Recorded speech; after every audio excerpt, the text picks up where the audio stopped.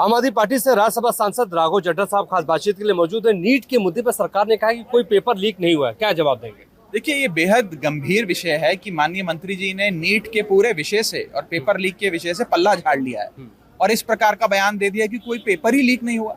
अब मैं माननीय मंत्री जी से पूछना चाहूंगा कि अगर पेपर लीक नहीं हुआ तो सीबीआई जांच किस विषय पे कर रहा है? अगर पेपर लीक नहीं हुआ तो किन लोगों को किस विषय पे, किस आधार पे गिरफ्तार कर रही है सीबीआई? और सुप्रीम कोर्ट में जो मसला चल रहा है वो किस विषय पे चल रहा है? सुप्रीम कोर्ट रोज सरकार से जो सवाल पूछ रहा है पेपर लीक के विषय पे, वो कौन से विषय पे पूछ रहा है?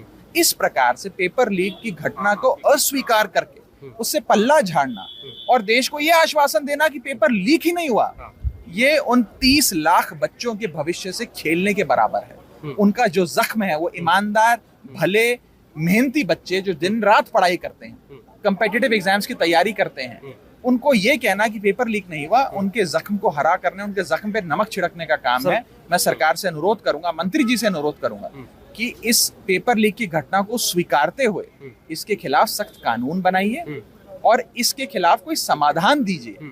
इसे अस्वीकार करते हुए इससे पल्ला मत झाड़िए। सरकार की मंशा क्या है राघव जी? क्या मैं समझ ही नहीं पा रहा हूँ। एक तरफ सीबीआई जांच कर रही है, दूसरी तरफ मंत्री सदन के पटल पर कह रहे हैं कि पेपर लीक ही नहीं हुआ। अगर पेपर लीक नहीं हुआ तो किस विषय में जांच चल रही है?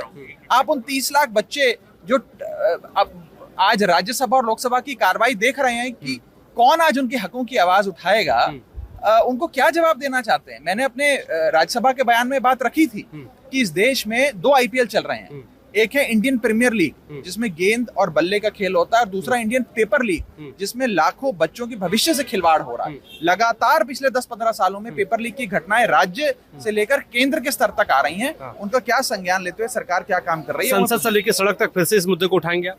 बिल्कुल उठाते आए हैं, उठाते रहेंगे। मैंने संसद में राज्यसभा का सबसे युवा सदस्य होने के नाते स्टूडेंट्स की आवाज उठाई थी और पेपर लीक के मुद्दे को पूरी मजबूती से उठाया था और मुझे विश्वास है कि सरकार उसका संज्ञान